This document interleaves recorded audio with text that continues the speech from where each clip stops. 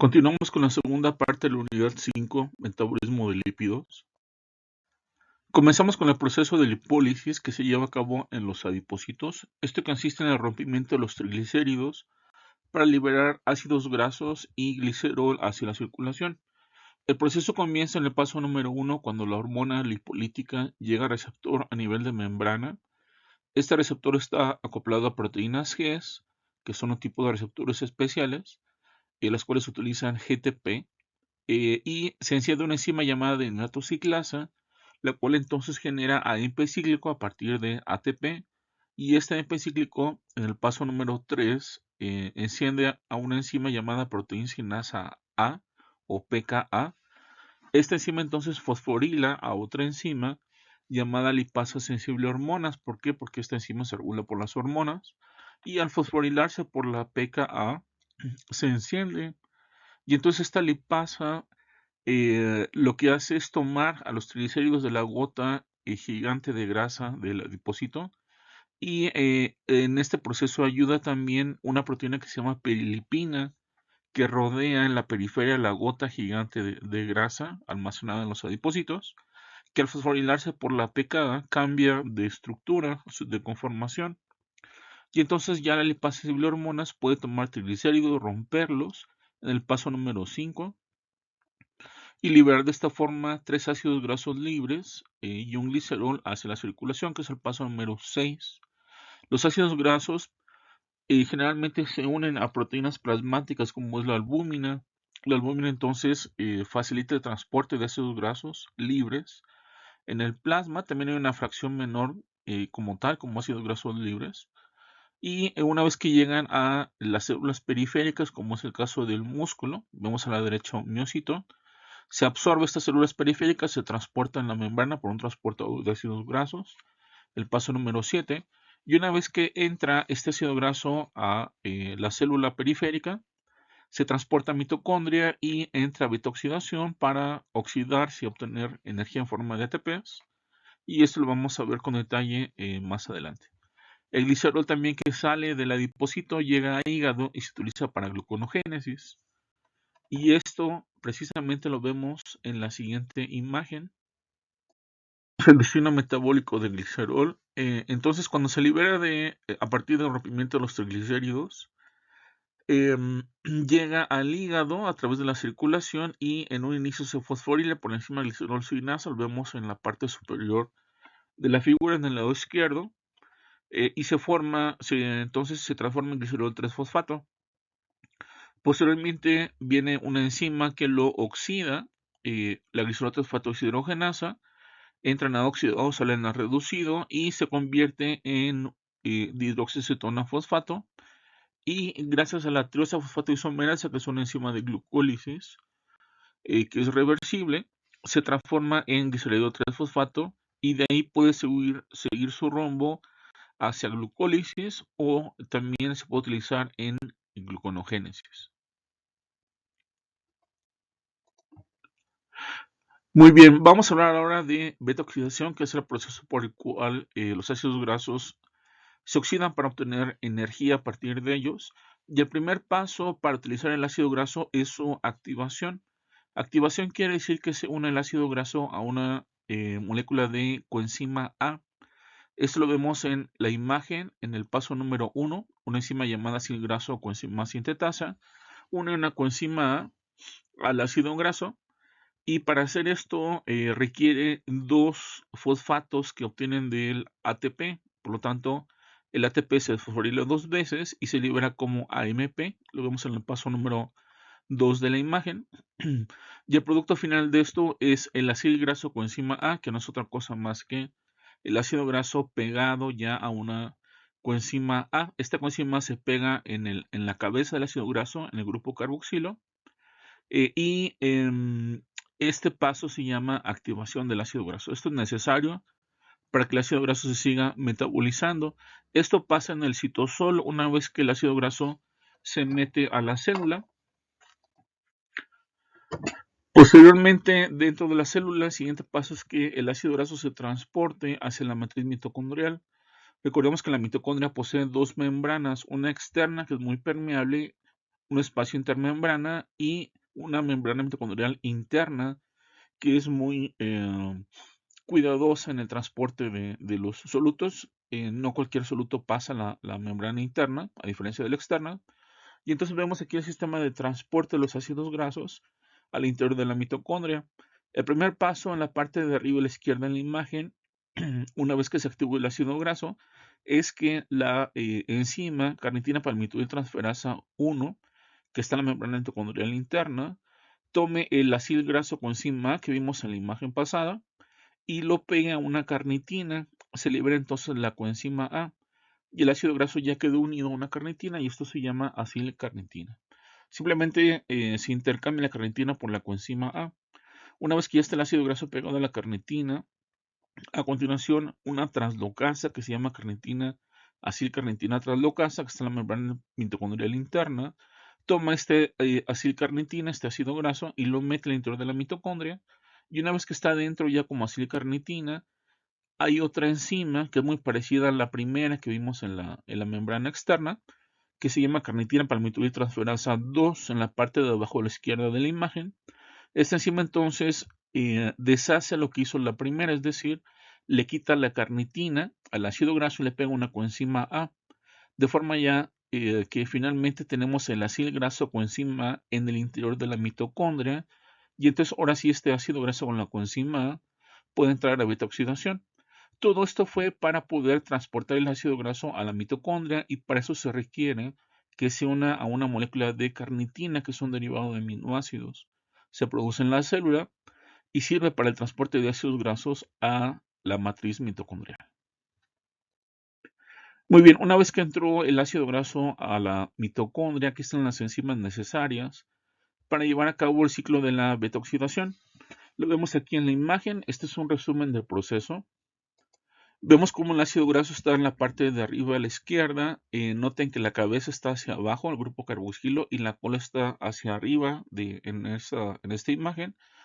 Y vemos que durante la beta-oxidación se van cortando de 2 carbonos en 2 carbonos a lo largo de la longitud de la estructura del ácido graso. Entonces, esos 2 carbonos que salen del ácido graso cuando se va cortando a través de la beta-oxidación, salen como moléculas de acetilcoenzima A. Y esta acetilcoenzima, ya lo vimos, es el sustrato inicial para que el acetato sintetasa en el ciclo de Krebs la una con un oxaloacetato y forme citrato. Entonces, esta sigue su oxidación posterior en el ciclo de Krebs. Y si tenemos un palmitato, un ácido graso de 16 carbonos, que es de los más comunes en la célula, se generan 8 moléculas de acetilcoenzima, porque recuerden que cada acetilcoenzima está formada por 2 carbonos. Y estas 8 moléculas de acetilcoenzima se meten al ciclo de Krebs y se obtienen entonces NADS y FAT reducidos, que también pueden venir a partir de beta oxidación. Eso lo vemos en la flecha roja que sale de beta oxidación hacia el rectángulo amarillo de NADS y FATs reducidos. Y entonces estos componentes reductores llevan esos electrones altamente energéticos a cadena de transporte, cadena respiratoria de transporte de electrones, para que se bombeen protones hacia el espacio intermembrana y entonces a través del ATP sintetasa el ADP se fosforile y se generen moléculas de ATP. La beta oxidación entonces se lleva a cabo en la mitocondria y se llama beta porque la mayoría de las reacciones bioquímicas se involucran en el carbono beta del sustrato, o sea, del ácido graso que se está oxidando. Este carbono beta es el que está después del grupo carboxilo en la estructura del ácido graso, son los carbonos iniciales. Y consiste entonces en una serie de reacciones que son 4 reacciones distintas, catalizadas por 4 enzimas, donde el ácido graso llamado acil graso coenzima A libera 2 carbonos que les comentaba salen como acetilcoenzimas As y una molécula, o sea, un ácido graso, que es 2 carbonos más corto que el original porque se van cortando de 2 en 2. El ácido graso que es 2 carbonos más corto que el original, entonces entra de nuevo al ciclo de beta oxidación y de esta forma este proceso es una especie de espiral donde el sustrato disminuye 2 carbonos hasta que la reacción final elimina 2 moléculas de acetilcoenzima A en el último paso. Aquí vemos un esquema que muestra el proceso de la beta-oxidación. Entonces comenzamos con el ácido graso que está en la parte de arriba. Note que la coenzima está unida al grupo carboxilo, que sería el carbono 1. Yéndonos hacia la izquierda de ese carbono 1, ahí está la numeración abajo de los carbonos. Tenemos el carbono 2, que sería el carbono alfa. Luego sigue el carbono 3, que es el carbono beta. Entonces dijimos que se llama beta oxidación porque aquí suceden las reacciones sobre el carbono beta. Entonces, en el primer paso se oxida el ácido graso, entra FAD oxidado, sale reducido, y eso genera un doble enlace, lo vemos ahí sombreado en blanco en la estructura de abajo, entre el carbono alfa y el beta. Entonces viene una segunda enzima, una hidratasa, en una reacción de hidrólisis, y esto entonces genera un grupo hidroxilo que se le pega al carbono beta. Lo vemos en el área sombreada, en la figura de la derecha, en la parte de arriba. A continuación viene una deshidrogenasa y entonces se oxida de nuevo el ácido graso, esta vez con un NAD. Se libera un NAD reducido y eso genera un carbonilo en el carbono beta. Lo vemos ahí en la parte de abajo, en la imagen de la derecha. Y finalmente viene la última enzima de las 4 de beta oxidación, que se llama tiolasa. Esta enzima toma una coenzima A, ahí en la matriz mitocondrial, y entonces corta justo entre el carbono alfa y el beta, y libera una molécula de acetilcoenzima que sale ahí a la derecha, en la imagen de la derecha, en la parte de abajo, y la coenzima nueva que entró se le pega al carbono beta. Entonces tenemos el ácido graso, 2 carbonos más corto que como estaba al inicio.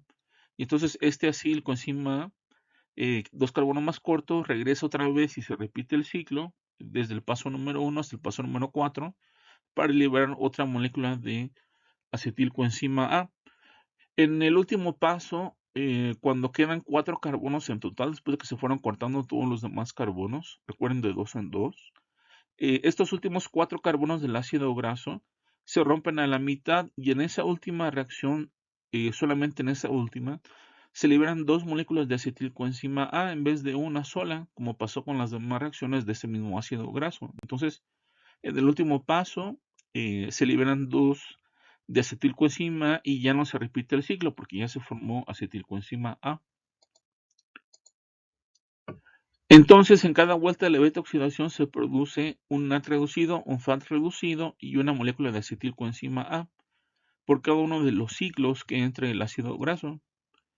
La oxidación entonces de las moléculas de acetilcoenzima en ciclo de Krebs genera a su vez más FADs y NADs reducidos que a su vez llevan esos electrones a la cadena de transporte de electrones para fosforilación oxidativa y generar moléculas de ATP. En resumen, si se oxida un palmitato, un palmitoilcoenzima, que dijimos tiene 16 carbonos, esto implica 7 vueltas de beta oxidación. Recuerden que no son 8, porque en la última vuelta se liberan 2 moléculas de acetilcoenzima A. Entonces, solamente son 7 para un ácido graso de 16 carbonos. Pero esto genera entonces 8 moléculas de acetilcoenzima A.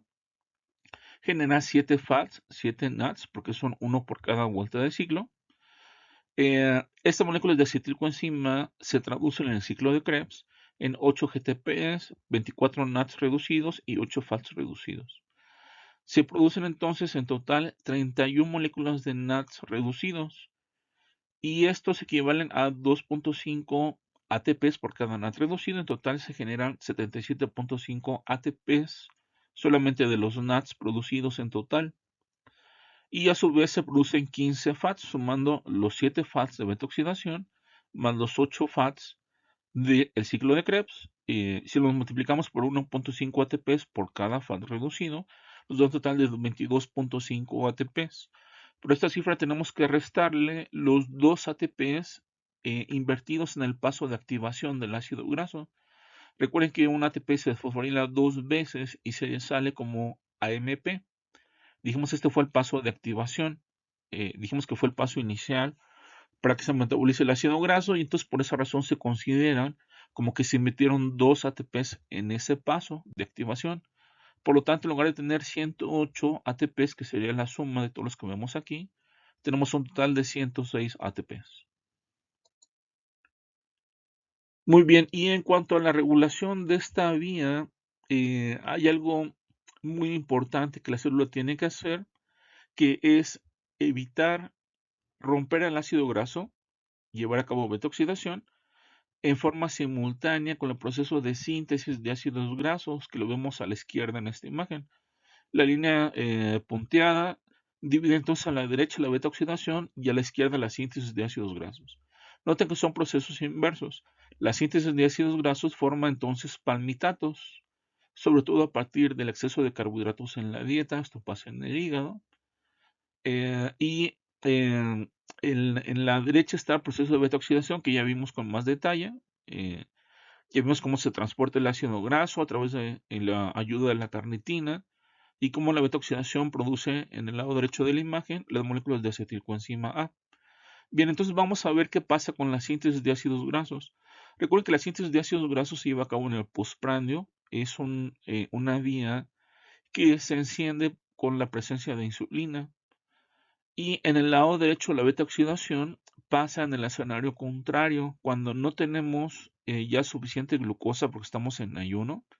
Ya pasaron varias horas después de la última alimentación, bajan los niveles de insulina y aumentan las hormonas catabólicas, glucagón, epinefrina, cortisol, y estas hormonas inducen beta-oxidación y apagan síntesis de ácidos grasos. No tiene sentido echar a andar los dos procesos en forma simultánea, sería un desperdicio de energía para la célula.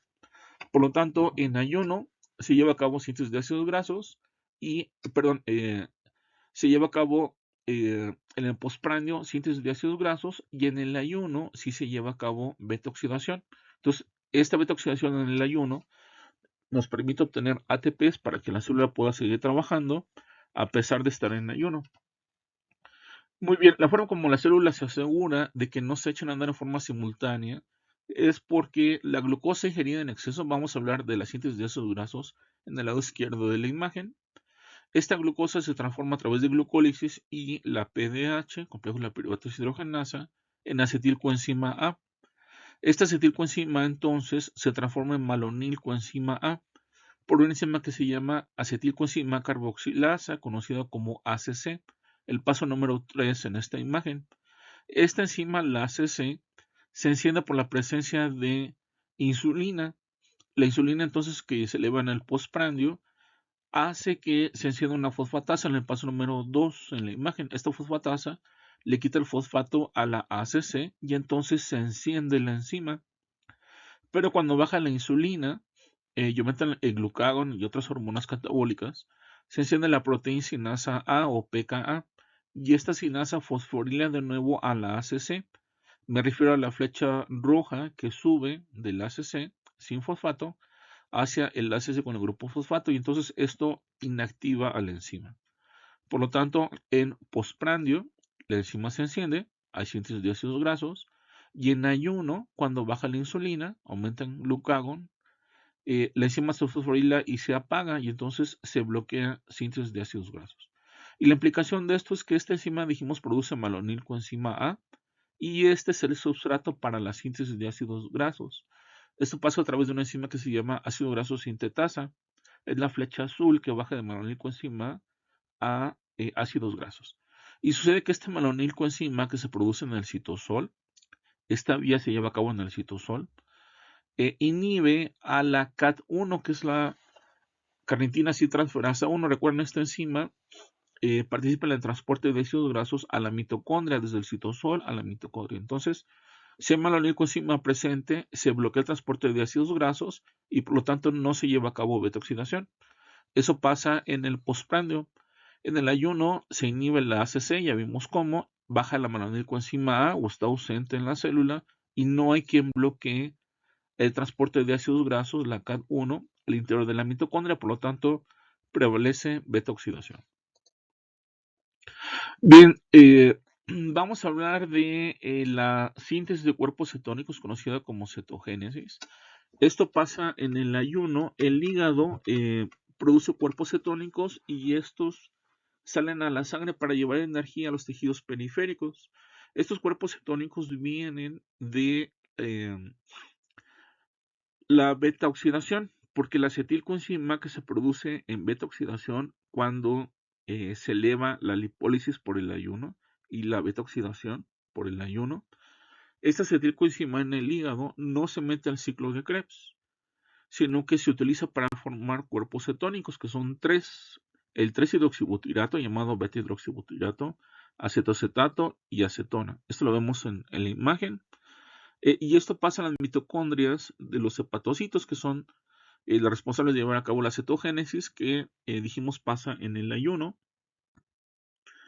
Entonces los cuerpos cetónicos constituyen fuentes de energía para los tejidos periféricos, porque son solubles en soluciones acuosas, por lo tanto se transportan fácilmente en el plasma, a diferencia de los lípidos. Se producen en el hígado en los periodos en que la cantidad de acetilcoenzima supera su capacidad oxidativa. Esto quiere decir que no se mete al ciclo de Krebs, y ese acetilcoenzima que viene de beta-oxidación se utiliza para cetogénesis. Y entonces los tejidos extrahepáticos como músculo esquelético, cardíaco, intestino, suprarrenal, etcétera, los utilizan porque aumentan mucho en sangre en el ayuno prolongado. Y también incluso el cerebro utiliza cuerpos cetónicos para obtener los ATPs necesarios, porque los niveles de glucosa, recuerden, en ayuno se mantienen disminuidos. No disminuyen demasiado. Los niveles más bajos están entre 65 y 70 miligramos por decilitro, pero en estas condiciones el cerebro también echa mano de los cuerpos cetónicos para obtener ATPs. Recordemos que en el ayuno o cuando tenemos diabetes mellitus, la gluconogénesis se echa a andar, y entonces el oxaloacetato en el ciclo de Krebs se va hacia la formación de glucosa, y entonces baja mucho el oxaloacetato. Por lo tanto, el acetilcoenzima que viene de beta-oxidación ya no se mete a Krebs porque falta oxaloacetato suficiente para que la citrato sintetasa los una y forme citrato. Entonces se acumula la acetilcoenzima A en las células, en las mitocondrias del hepatocito, y esta, en lugar de meterse al ciclo de Krebs en el hepatocito, repito, se utiliza para cetogénesis. Estas mitocondrias hepáticas se exportan hacia el resto del cuerpo, y los cuerpos cetónicos en realidad son combustibles, los cuales alimentan al cerebro, ya lo dijimos, y otros tejidos durante el ayuno. Y de hecho, el corazón y la corteza renal emplean acetoacetato en forma preferencial, incluso por arriba de la glucosa. En condiciones fisiológicas prefieren utilizar cuerpos cetónicos que incluso glucosa. Y el cerebro se adapta a utilizar acetoacetato durante el ayuno y en la diabetes mellitus. Recordamos que no hay insulina, o la insulina está deficiente en la diabetes, y entonces el hígado piensa que estamos en ayuno prolongado y se dedica a hacer cuerpos cetónicos en el paciente diabético. En esta imagen vemos cómo ya los cuerpos cetónicos producidos en el hígado, vemos arriba el beta-hidroxibutirato, llega, imagínense, a la neurona o al corazón, al riñón, etcétera. Y ahí, para empezar, se oxida el beta-hidroxibutirato, entonces se forma un NAD reducido, que ya es ganancia para la neurona o para el tejido periférico, ese NAD reducido. Y se traduce entonces, se transforma el beta-hidroxibutirato en acetoacetato, que es otro de los cuerpos cetónicos.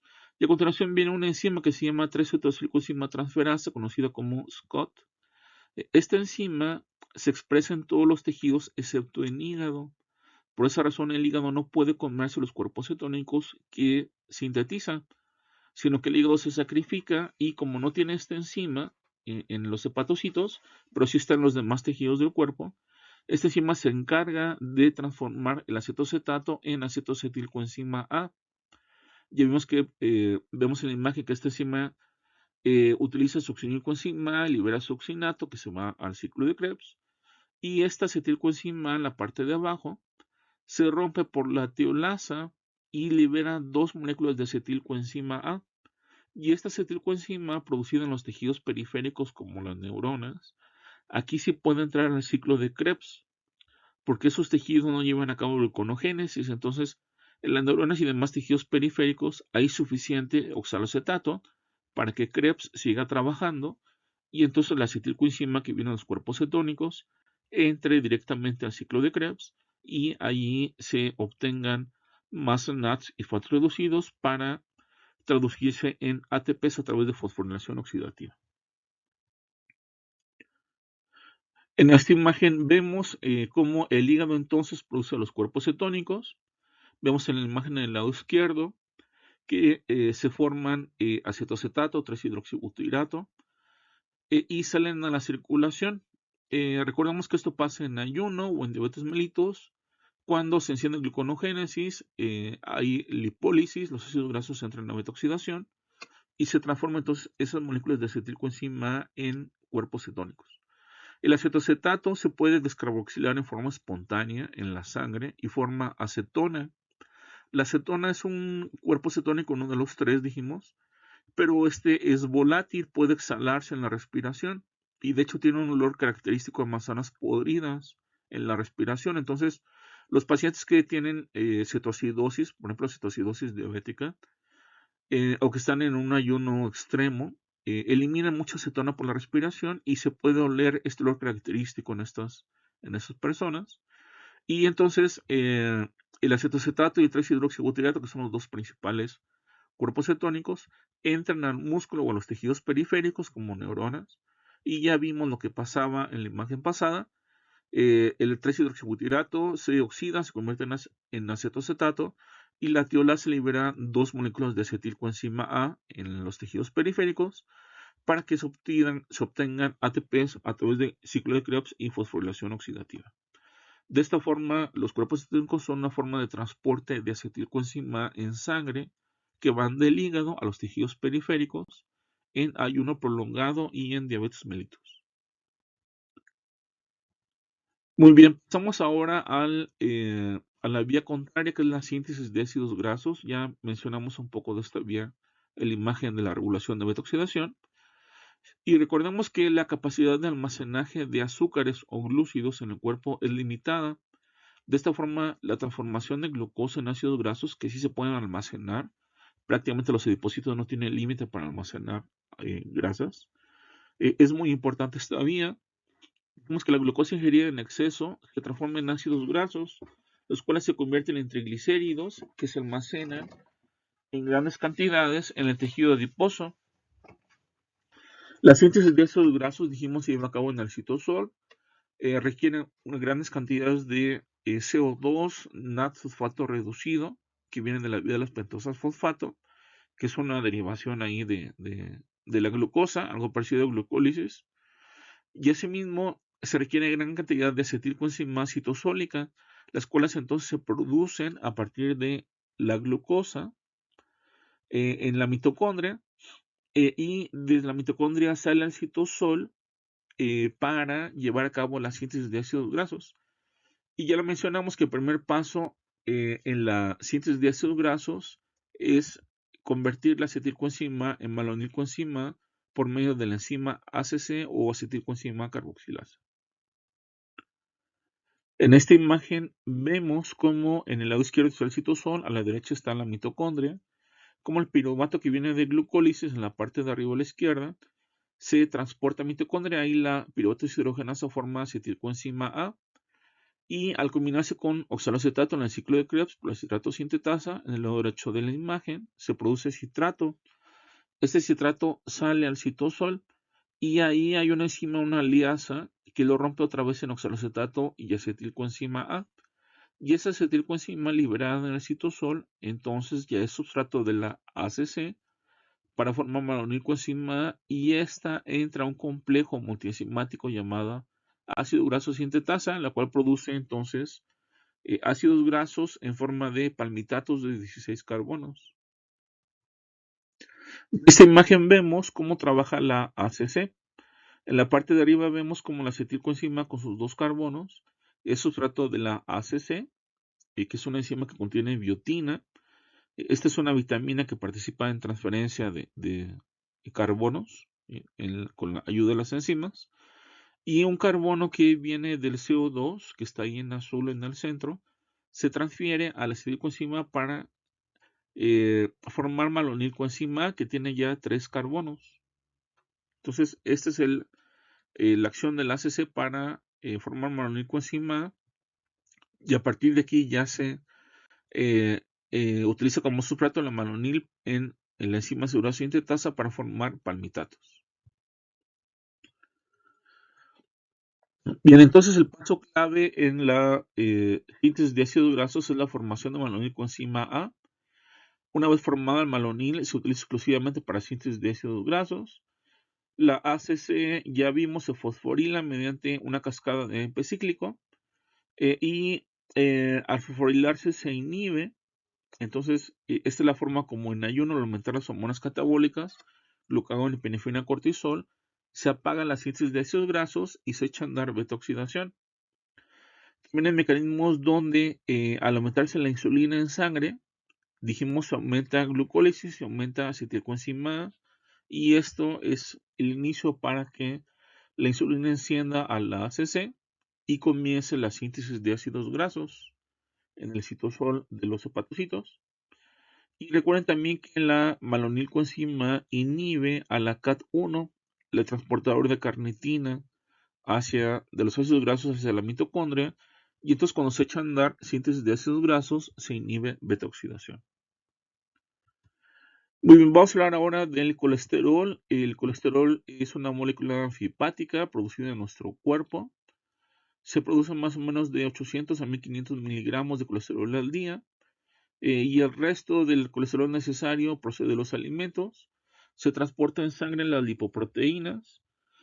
Unas lipoproteínas se encargan de llevar el colesterol hacia las células, hacia los tejidos periféricos, y otras lo regresan, dijimos, al hígado, que estas son las HDLs, las de alta densidad, y esto diferencia coloquialmente a lo que se conoce como colesterol bueno, que es el que está unido a las HDLs, y colesterol malo, que están las LDLs, VLDLs. Entonces las HDLs eliminan colesterol y una reducción del nivel de colesterol en sangre y son de esta forma protectoras. Tuvimos un esquema de la molécula de colesterol. Dijimos que era una molécula polar porque en el anillo A del ciclopentano peridofenantreno, que está formado por 4 anillos ABCD en la imagen, vemos que hay un alcohol unido al anillo A y esa es la parte polar de la molécula, eso lo hace anfipática. El núcleo esteroideo entonces incluye esos 4 anillos y en el anillo D sale la cola de colesterol, que son esos grupos alquilos, y tiene un total de 27 carbonos en la molécula. Entonces, las LDL, dijimos, se encargan de llevar colesterol a los tejidos periféricos y cuando aumentan, cuando están en exceso, también favorecen depósito de colesterol en las paredes de las arterias, lo que se conoce como formación de ateromas. Las LDLs, dijimos, transportan el colesterol malo, entre comillas, y por ello debe haber un equilibrio adecuado entre niveles de HDLs y LDLs a favor de las HDLs. Las grasas saturadas aumentan la síntesis de LDLs, por eso se dice que las grasas saturadas son más aterogénicas y su consumo es de un riesgo cardiovascular mayor.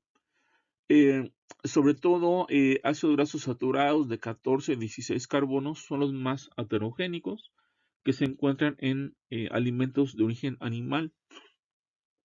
En cambio, los PUFAs, los ácidos grasos poliinsaturados que son de origen vegetal y de pescados, y los MUFAs, los monoinsaturados, por ejemplo, del aceite de oliva, ejercen un efecto beneficioso, lo contrario de los que dijimos en la parte de arriba, porque estos PUFAs y MUFAs bajan los niveles de LDL y aumentan los de HDL. El colesterol entonces es el esteroide animal más importante y es precisamente importante porque es precursor de otros compuestos esteroides como las hormonas esteroideas, por ejemplo. El colesterol es soluble en cloroformo y solventes orgánicos, está ampliamente distribuido en los tejidos animales y no está presente, por ejemplo, en bacterias, en procariontes ni en plantas. Tienen ahí algo parecido las plantas al colesterol que se llama fitosteroles. Y el colesterol forma parte de las membranas en nosotros, favorece la conducción del sistema nervioso, es precursor de sales biliares, así como de hormonas esteroideas, glucocorticoides, hormonas sexuales, el 7-hidrocolesterol, que es precursor de la vitamina D, viene del colesterol, y está presente en alimentos de origen animal como yema de huevo, carne, hígado y cerebro. En esta imagen vemos un esquema del proceso de síntesis de colesterol. Se divide en 3 etapas. En la parte de arriba está el inicio de la primera etapa, donde moléculas de acetilcoenzima se utilizan para formar mevalonato, por la enzima llamada mevalonato sintetasa. Este mevalonato entonces se utiliza para formar grupos isopentenos o isoprenos que tienen 5 carbonos. Y entonces estos isoprenos de 5 carbonos se arman entre sí como una especie de legos para formar una estructura que tiene 30 carbonos. Entonces se utilizan 6 isoprenos, cada uno con 5 carbonos, para formar el escualeno que tiene 30.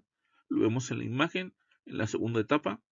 Y a partir del escualeno entonces se forman ya los ciclos, el anillo ABCD que vimos en la estructura del colesterol, y se le cortan 3 carbonos extra para finalizar con el colesterol y sus 27 carbonos.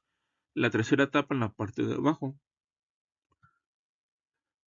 El colesterol es muy importante que sus niveles permanezcan reducidos abajo de 200 miligramos por decilitro, porque como vemos en la imagen, en el eje de las Y, se muestra la mortalidad por enfermedades cardiovasculares, y en el eje de las X los niveles plasmáticos de colesterol, y notan un incremento muy importante en la mortalidad con niveles superiores a 200 miligramos por decilitro. Entonces, arriba de estos niveles en circulación aumenta la enfermedad coronaria y la mortalidad por problemas cardiovasculares. Y adicionalmente se utiliza dieta y ejercicio para disminuir los niveles de colesterol, pero si esto no es suficiente, se utilizan fármacos como las estatinas. Estos fármacos bloquean a la enzima mevalonato sintetasa, la mencionamos en la síntesis de colesterol, que es la responsable de producir mevalonato, que es uno de los precursores en el proceso de síntesis. De forma tal que estos fármacos, como la pravastatina, que es uno fármaco de este grupo, inhiben a esta enzima, entonces bajan la síntesis de mevalonato y por lo tanto disminuyen la síntesis de colesterol. Y este es un tratamiento muy efectivo para disminuir las enfermedades cardiovasculares. Recordemos que los ácidos grasos presentaban dos tipos de dobles enlaces, cis y trans. Y los ácidos grasos tipo trans eh, son peligrosos su consumo porque se asocia una mayor mortalidad por alteraciones cardiovasculares.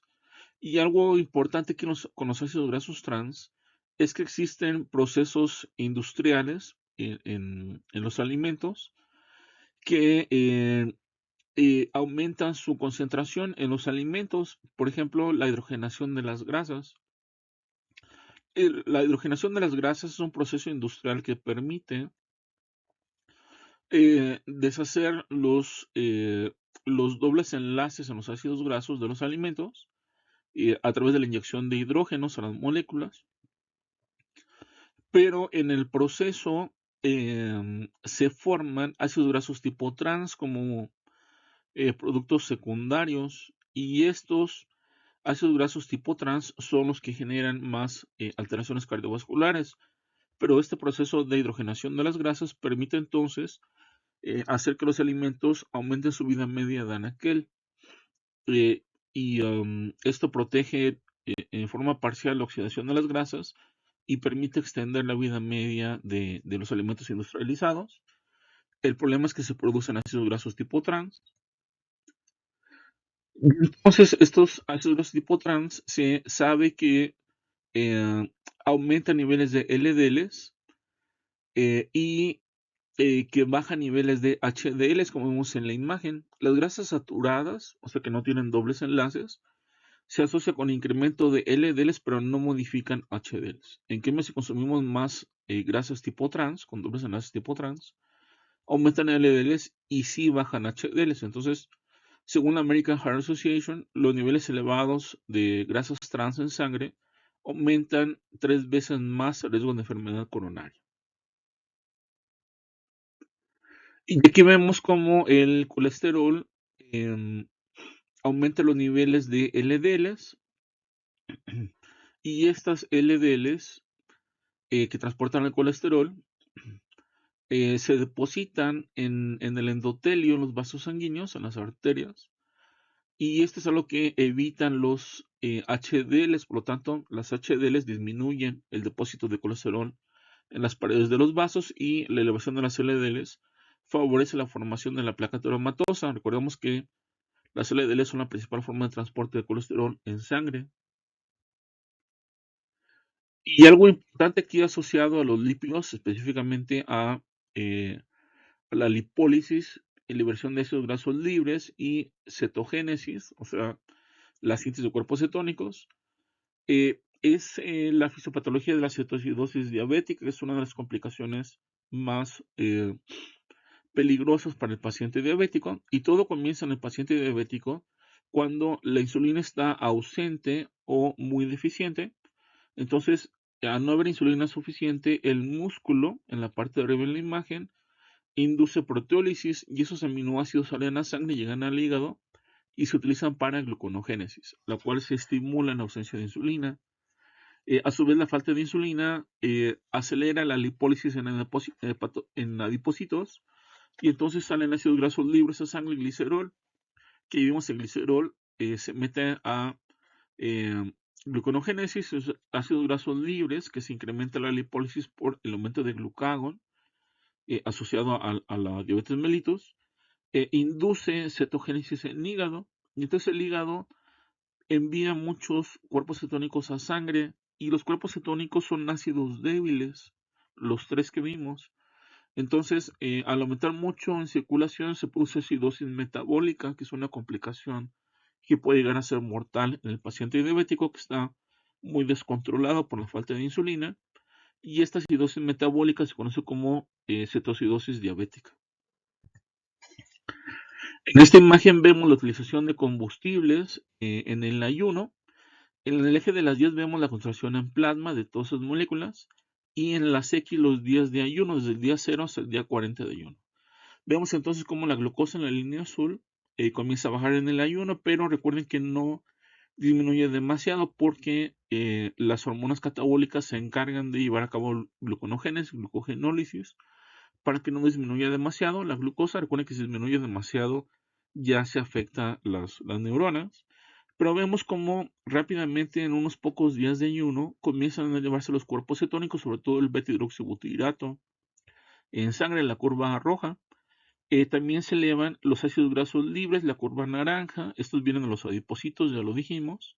Esto es por la falta de insulina, el aumento de hormonas catabólicas. Y recuerden que esos ácidos grasos libres son precisamente el combustible para que esa acetilcoenzima que viene de beta-oxidación en el hígado se convierta en cuerpos cetónicos. Aumentan también acetocetato y acetona, aunque en menor medida que el beta-hidroxibutirato. Tenemos factores de riesgo para enfermedad coronaria, para infartos al miocardio. Por ejemplo, la edad en hombres arriba de 45 años y mujeres arriba de 55 años. Esta diferencia de 10 años en mujeres se debe al efecto protector de los estrógenos, de forma tal que ya en la menopausia baja este efecto protector y ya el riesgo de enfermedad coronaria se iguala a la de los hombres, por eso es esta diferencia.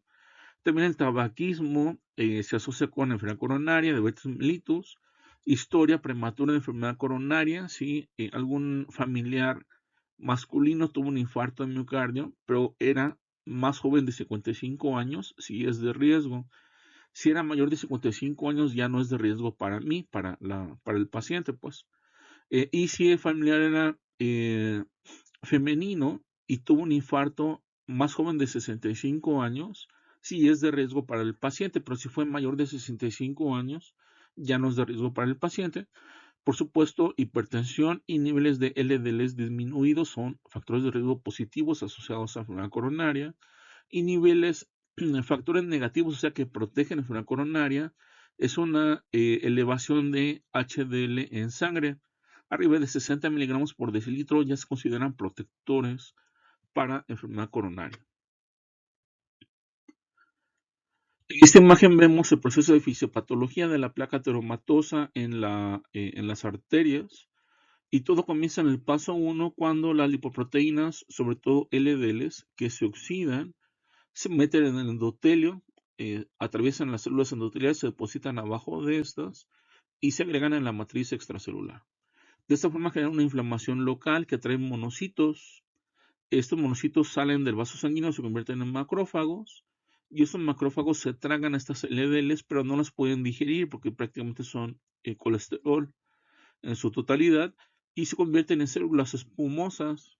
Estas puntitos amarillos que vemos ahí en la célula espumosa en el paso 4 representan las LDLs endocitadas por los macrófagos. Posteriormente el colesterol se acumula en las membranas y el macrófago entra en apoptosis, necrosis y esto genera mayor inflamación, daño en los tejidos y empieza a crecer más la placa ateromatosa. Vemos también como en la parte de arriba de esta imagen se ven las capas del endotelio. En la parte superior está la capa íntima, que es la que está en contacto con la sangre, están las células endoteliales. Abajo está la lámina elástica interna, luego la capa media que tiene a las células del músculo liso y finalmente la adventicia en la parte externa del vaso sanguíneo. Una vez que en el escenario, en el cuadro B, las LDL se depositan abajo del endotelio, dijimos llegan macrófagos, se forman células espumosas. Las células espumosas aumentan, fagocitan a las LDLs, hay mayor inflamación, entran en necrosis y esto rompe la lámina elástica interna, lo vemos en el cuadro D. En el cuadro E ya está rota la lámina elástica interna, esto genera rigidez en los vasos sanguíneos. Esto se llama arteriosclerosis, la rigidez en los vasos sanguíneos. Aterosclerosis es la formación del ateroma a nivel de los vasos y vemos ya cómo la placa ateromatosa crece por la presencia de esas células espumosas que entran en necrosis y se genera inflamación localizada en la pared del vaso sanguíneo. Bien, y aquí vemos en esta imagen el proceso por el cual las LDLs se oxidan y disminuyen su tamaño. Estos se llaman LDLs oxidadas y pequeñas o densas y pequeñas o SDLDLs por sus siglas en inglés. Lo vemos en el área sombreada aquí en el centro de la imagen. Las LDLs entonces aumentan su densidad, bajan su tamaño, adquieren carga negativa, bajan la vitamina E, que es un antioxidante que se transporta también en las LDLs, y esto hace que las apoproteínas como la ApoB se pliegan en forma anormal, y entonces ya no son atraídas por sus receptores, se acumulan en sangre, y como son pequeñas, se meten abajo del endotelio, atraviesan ahí la división entre las células endoteliales y de hecho también pueden formar complejos autoinmunes porque se aglutinan, forman complejos entre sí, entre esas LDLs densas y pequeñas. Y esto es desconocido por el sistema inmune y esto genera más daño a nivel de los vasos sanguíneos. Aquí en esta imagen vemos entonces en el lado izquierdo como las LDLs normales, que son más grandes, se oxidan y forman LDLs densas y pequeñas. Eso se le llama patrón B. Al patrón A se refiere a las LDLs normales que todavía no están oxidadas. Y en el lado derecho vemos como el patrón A de LDLs grandes, a pesar de que tienen el mismo nivel, 130 miligramos por decilitro, en el lado derecho de la balanza está el patrón B, LDLs pequeñas, también con 130 miligramos por decilitro de LDLs. La diferencia es que el patrón B son de alto riesgo cardiovascular y las del patrón A son de bajo riesgo cardiovascular. En esta imagen vemos como el tamaño de las LDLs en el lado izquierdo de la figura, en el patrón B, que son los puntitos rojos, les permite entonces colarse, meterse entre las células endoteliales, algo que las LDLs con el patrón A normales no podrían hacer, no se depositan estas en el subendotelio, y ya vimos cómo el depósito de LDLs patrón B se asocia con la formación de placa ateromatosa. Y en la derecha vemos una comparación de las moléculas, las partículas de LDL. A la izquierda es una LDL normal, como vemos más grande. Pero a la derecha ya tenemos LDLs patrón B, donde disminuye mucho el tamaño, aumenta la densidad y las ApoB, dijimos, se naturalizan, cambian su conformación y esto hace que ya no se remuevan de la circulación estas LDLs, se acumulen entonces y se depositen en el endotelio. Y vemos en esta imagen un cuadro que muestra asociados de lipidemias, que son alteraciones de lípidos en sangre, de lipidemias, que muestra factores que incrementan los niveles de HDL, que dijimos que esto es protector, y factores que disminuyen niveles de HDL. Entonces, tenemos fármacos como el ácido nicotínico, fibratos, inhibidores del HMG coenzima reductasa o la malonil sintetasa, la enzima que dijimos produce mevalonato en la síntesis de colesterol, como las estatinas, estos inhibidores, aumentan niveles de HDL, los estrógenos, el ejercicio, y esto protege a nivel cardiovascular. Y lo contrario, factores que disminuyen las HDLs y que se asocian con riesgo cardiovascular son la presencia de andrógenos, tabaquismo, ciertos fármacos, obesidad. Todo esto aumenta el riesgo cardiovascular. Y por último, vemos las dislipidemias o hiperlipidemias, porque consisten en elevación de lípidos en sangre. Esta clasificación de la OMS que muestra 5 tipos distintos, eso lo vemos en la primera columna. En el tipo 1, por ejemplo, la lipoproteína que está anormal son los kilomicrones, que se elevan demasiado. Las VLDLs y LDLs están normales o incluso bajas. Y entonces, como aumentan kilomicrones, aumentan mucho los triglicéridos exógenos. Y podemos tener niveles muy elevados de triglicéridos exógenos. Vemos en la columna de la derecha. La dislipidemia tipo 2 B muestra un incremento de LDLs y VLDLs. Esto se conoce como hipercolesterolemia familiar. Tenemos elevación de colesterol, de triglicéridos. La tipo 4, por ejemplo, implica aumento de VLDLs y LDLs normales. Aquí el colesterol está normal porque LDLs están normales. Y hay un aumento de triglicéridos. Recuerden que las VLDLs transportan principalmente triglicéridos endógenos porque vienen del hígado. Los kilomicrones son exógenos porque vienen de los intestinos. Y las LDLs son la principal forma de transporte de colesterol en sangre. Muy bien, terminamos con esta unidad. Muchas gracias por su atención.